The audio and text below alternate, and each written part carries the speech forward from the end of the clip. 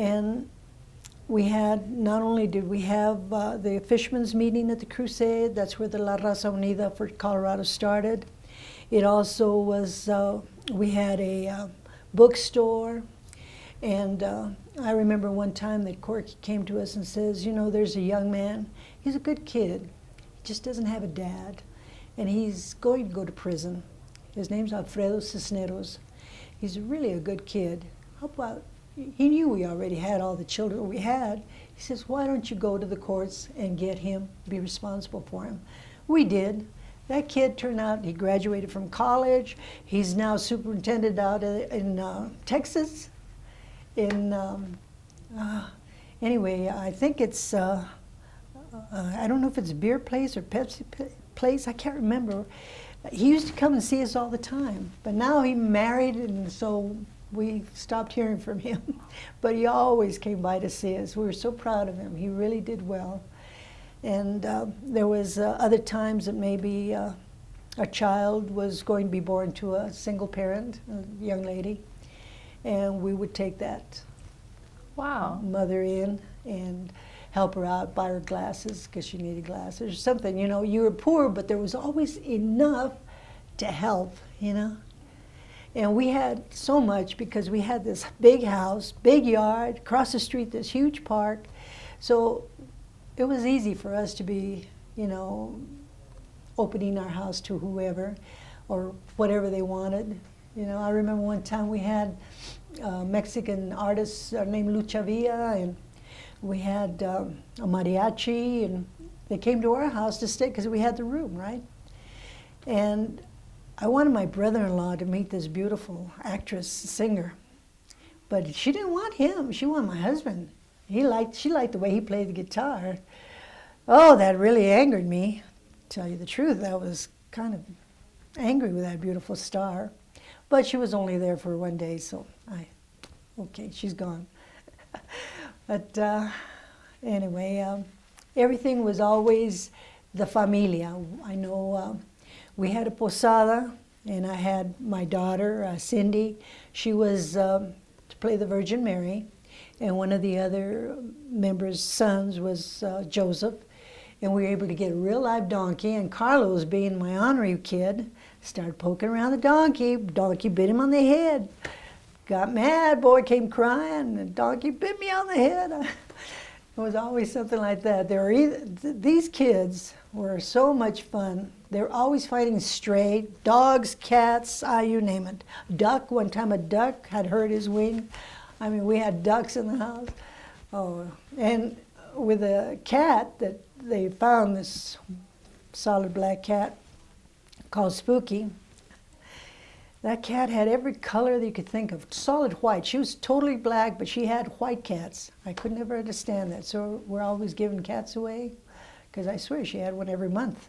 It was something fantastic. But that was it. Wow. Mm-hmm. Wow. I go from one end of the spectrum to the other. I'm sorry, I'm trying to keep in. No, I'm trying to keep it, but these memories keep flooding in. Oh yeah, no, that's great. Mm-hmm. So where do you think, how do you think the society would be now if the La Raza Unida and the organizations that you were involved with back then, where do you think the society would be now if that hadn't taken place? How do you think the Latinos and Chicanos and... With La Raza Unida,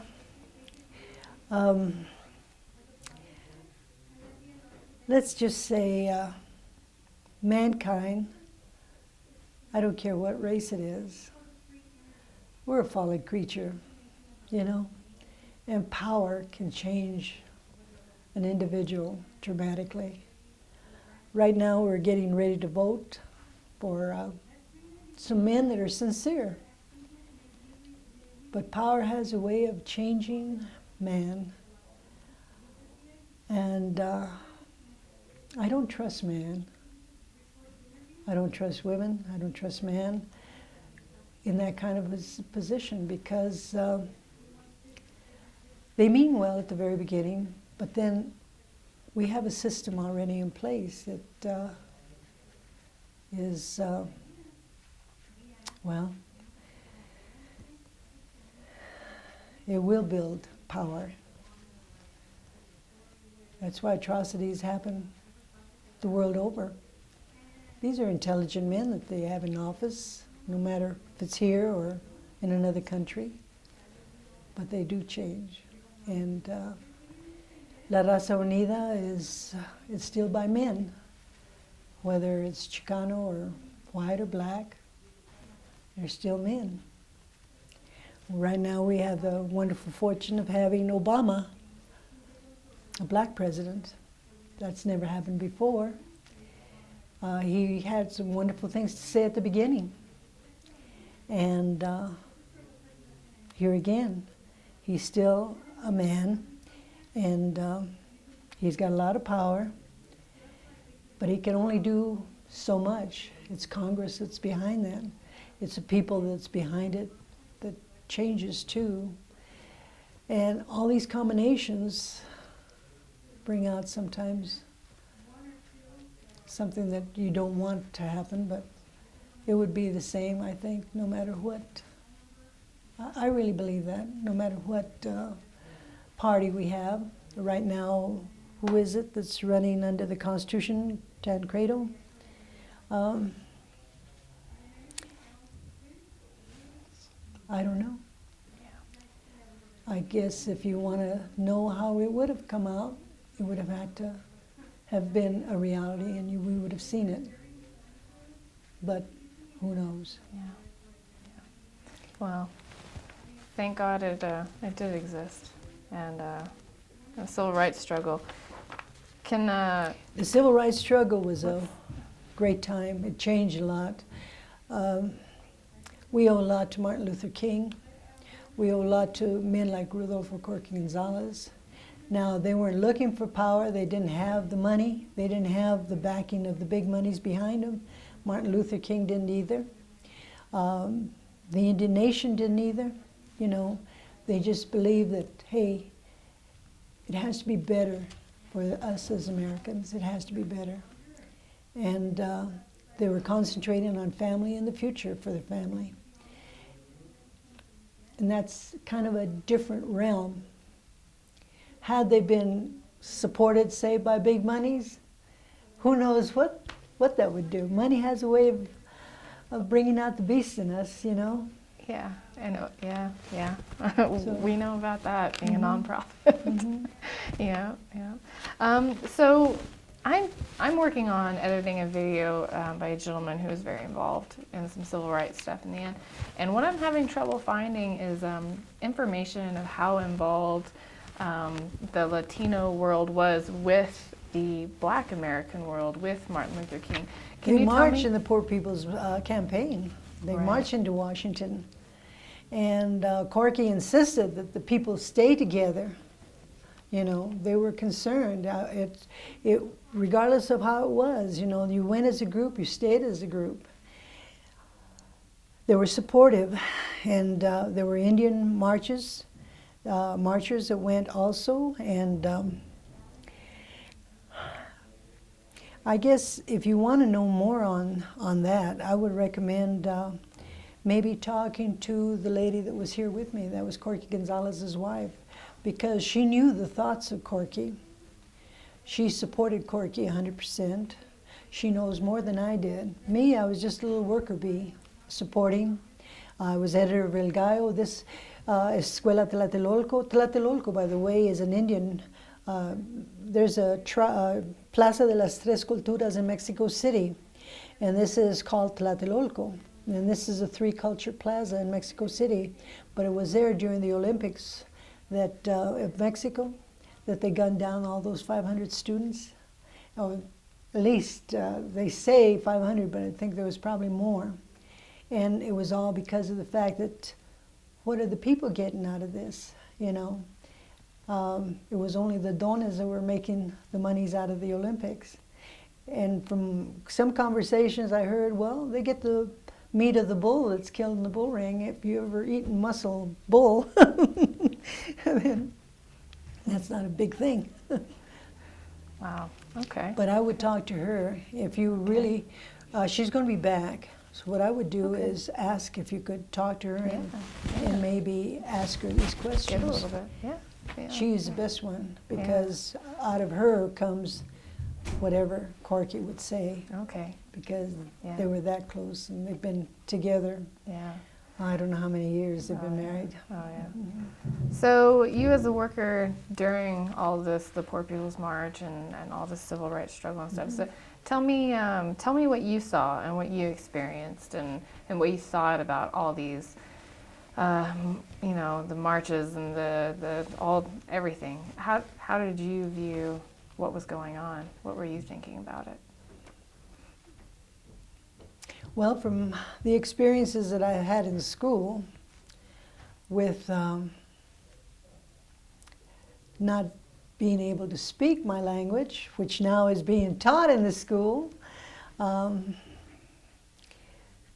it was very nice, you know, it was disrespectful, it was dehumanizing. It hurt you because you felt, you know, you look at the other kids and they would laugh and what have you, you know. You just felt really beaten and broken inside, you know. But you didn't want to stay there because then you went home and the world was okay again. You know, they loved you and you had love and that was wonderful. But as a grown person, my first husband was Anglo, and every time the mother would get mad at him, get out and take your Mexican wife with you, you know, that kind of thing. And I was living there with him because that's where he had me. So it was just, without insulting her, you know, she was basically a nice woman, but I knew my place, you know, I knew my place very well. And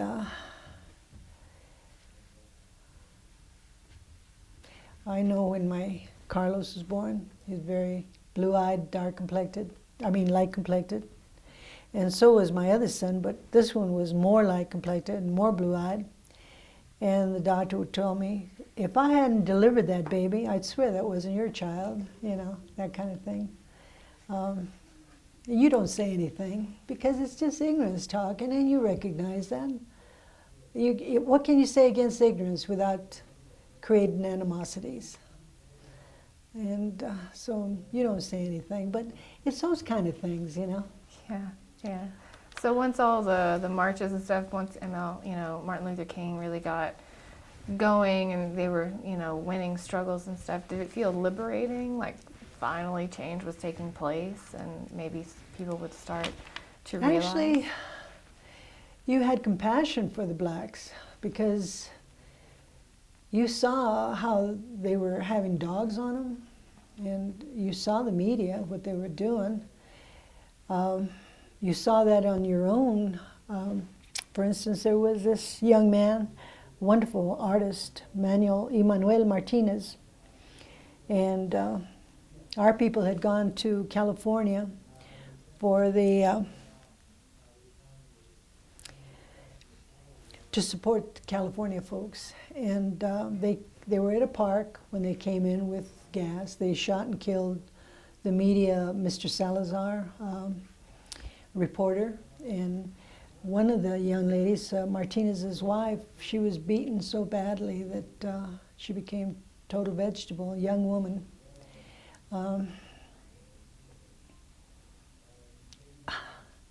My husband, Ray, they arrested Corky, and so he went on a fast. He says, I'm not going to eat anything until Corky's released because he shouldn't be in prison, you know. We all knew that President Kennedy had said, you know, you have the rights as American citizen. If they don't listen to you, take to the streets. He said it. And he's the president. But yet, the people weren't reacting and acknowledging what the president had said. Our people were, but they weren't. And here again, it's the ignorance of man not understanding or not taking the time to know about another person. I know in my climb, through my career, I wouldn't be where I'm at today if it weren't for the fact that I climbed whenever a leader was married to a Hispanic, I would get that position. And it went that way various times, because they had that compassion, they had that understanding, hey, you know. And it's just, people need to know about people. They're really quite the same. We're really all quite the same. And you really don't understand how people can be cruel like they were. I know going to this day, you go through Idaho. In fact, I told you about my husband saving Sergeant Snyder. That man was racist with my husband. He was terrible with my husband. But you saw a change when he saved his life. And Idaho is a very racist state. We went through there to get gas, and my granddaughter, they wouldn't even wait on her because she's dark complected to fill the tank up with gas. So today's times is still there, you know, and it's when the association takes place. And may God give each and every person that has a racist bone in their body an opportunity to understand another group, a cultural group, through however he does, because he did this with Sergeant Snyder. He couldn't stand my husband, but you never saw. I got letters from Snyder where he sent his son, got married, pictures, Christmas pictures, graduation pictures, this picture, that picture, letters here. That was a man that was humbled because he was saved by a man he couldn't stand. You know, it's just opening your mind and opening your eyes and understanding that, hey, there's bad people, and it comes in every race, it doesn't matter, but we're not all in that race of evil. You know, there's maybe a reason why they are evil. Maybe it's a medical condition, maybe it's a drug situation, maybe it's, who knows? If you don't know that person, you're not going to know what's making that person react like they do. Where do you think the racism comes from?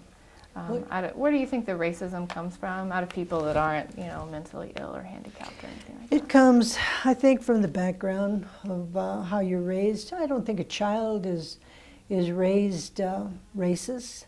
I know when I went to Manual High School here, and this is high school, there were kids, you know.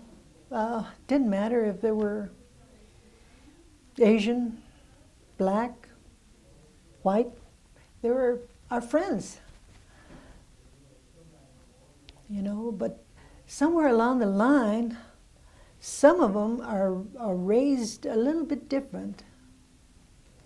And it may be because they have experience that, you know, the blacks, they had the experience of having slaves, you know, and they had this glorious, wonderful traditions that they had, and these men and women had their place. They were to work the fields and provide this and that and the other. And maybe they were in San Francisco and they had Mexicans that they worked the fields, the grapevines and what have you, and they spoke Spanish all the time, and you know, they had us classified as maybe lazy. And then they'd say, oh, those lazy Mexicans, or those dirty so-and-so, and on, you know. It starts, I don't think a child is born that way, but we're taught that. And grown-ups have to change. And how they teach your children, they're precious gifts from God. Yeah. Yeah. Wow. So you've accomplished a lot in your life. You have an amazing story. How would you describe your life if you could sum it up in into one or two sentences, how? I have been blessed. I have been so blessed. I thank every morning I get up. I thank the good Lord for another day of life that He gives my husband and I. We prayed for my husband to live to be 103 so he can see the youngest grandchild. See, our youngest daughter, Raquel, her husband is a custom home builder. He builds us, I says, I wanted a little house. I don't want to clean a lot. What does he do? He builds a 2-car garage, living room, bedroom, washroom, bathroom, kitchen, you name it, you know? With a loft. I don't want the loft. It's sealed because we don't want to climb no stairs. And only 20 feet away. And we have 4 little grandkids, ages 5 months, 6 years, 10 years, and 12 years. So that's a blessing. When I was 70, they threw me a big surprise. My children were all there, except the one that I lost. And I was totally surprised. When my husband turned 80, they threw another big party. We are such a I am blessed because I have this huge family. To a Chicano family, you are rich if you have children and if you have good health. That's where you're rich, and that's where I'm at. You know. Yeah. That's great. That's great. Taylor and I next door, we interviewed Mrs. Chavez in, where was it? It was in Sonora, Texas, and that's how she described her life. She said, "I'm rich. I have a house. I have health. I've got kids. I'm rich." That just made my skin tingle. And that comes from your background because in my mom's time, she was the 13th baby of 13th baby of my grandma and grandpa. And he always called himself rich. His name was Trinidad, which means Trinity. And he says that in any Hispanic from northern New Mexico or Latino or Chicano from northern New Mexico, that's how they explained, because they didn't have money. You know, they bartered everything. If somebody had a pig, they'd say, "Hey, I'll give you apples, corn, whatever they grew." And they would exchange. Everything was bartered. So money was not ever anything big in our minds until now that we are educated. Now that we're educated, we know how important money is, you know.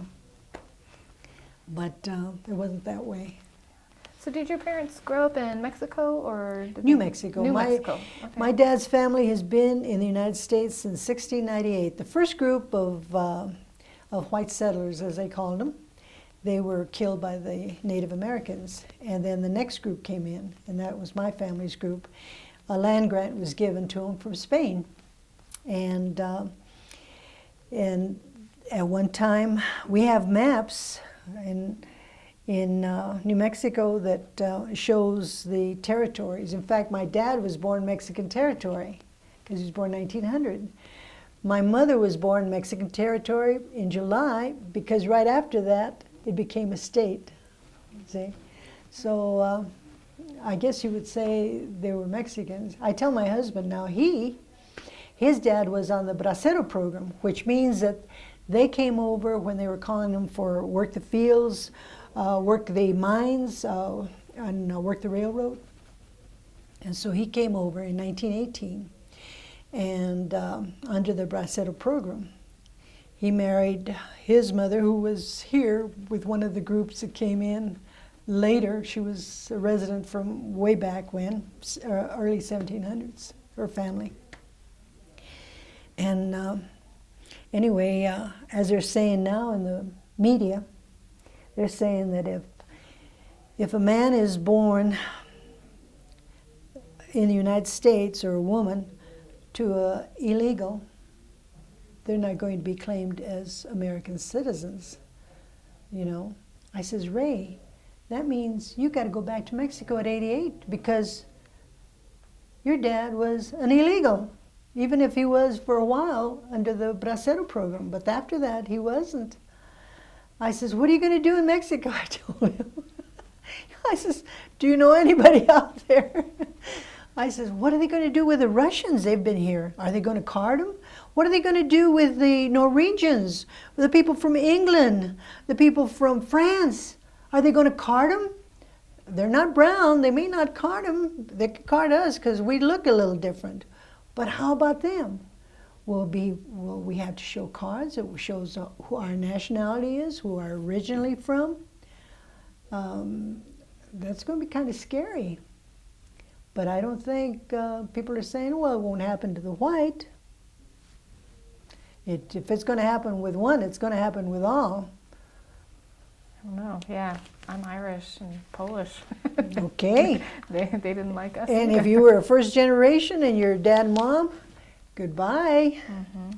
Then who's going to be here? The Native Americans. Hey, we got Native American in us. Mm-hmm. We would not have survived if it hadn't been for the Native Americans. You know? I remember one time Corky was always inviting the Native Americans. They'd have powwows at the Crusade for Justice. And I'd invite my old aunts. And I remember one time Grandma Blackhorse, she was a Sioux, and she was cooking what they call Indian fry bread. I says, how do you say it in Indian? She says, wiggly oompa hoopa. And I looked at her, I says, okay, wiggly oompa hoopa. And so she's cooking away, and my aunt comes by, and she starts talking to her in Spanish. I says, Tia, I says, that means aunt. She is Indian. She does not speak Spanish. But she's making buñuelos. That's the Indian fry bread in Spanish. That's Spanish food. I says, no, yeah, that's Indian food. We would not have survived if it hadn't been for our Native American family, that portion of us. Yeah. You know? Yeah. Yeah. And even the Jamestown folks, all of them. I've got this film now that they came out, America, story about us, about the entire series. And if it hadn't been for the Native Americans, I mean, after many of them we killed, as Americans, I say we, and that's including whatever race, because we brought in the diseases of the East, of the New World, of the Old World, to the New World, and yet they still helped us to survive. And they helped us to survive in, like in San Luis. That was before Jamestown, the oldest town in Colorado. That was before Jamestown. And that was where the family of Corky Gonzalez's wife, that's her family. She came from there. So it's a strange world. Yeah, it is a strange world. It's a strange time. It's exciting, though. You know, people are excited. If you get to know them and you hear their stories, it's wonderful. I'm sure your mom and dad have wonderful stories. Yeah.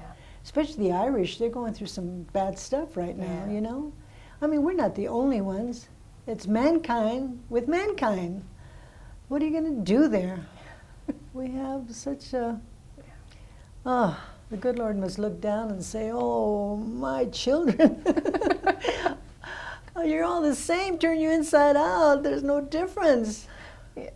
So about all these, I know, I'm sure somebody must ask you all the time, what do you think about the Arizona laws? How do you think this is all going to pan out? You know, living through all the, you know, civil rights struggles and everything. How do you think it's going to end up?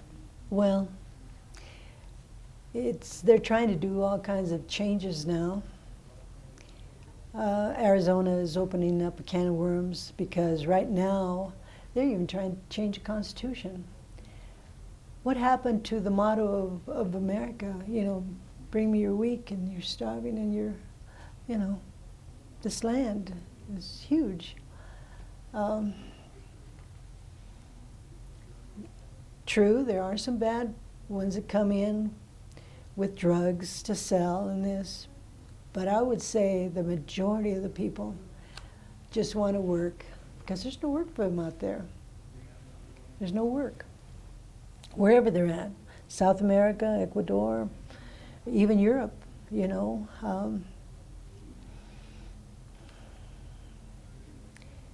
And on that side of the border, they're killing their own people.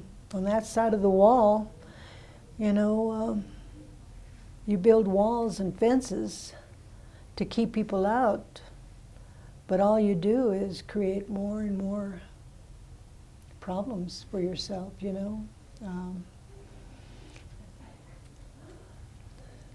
I think there's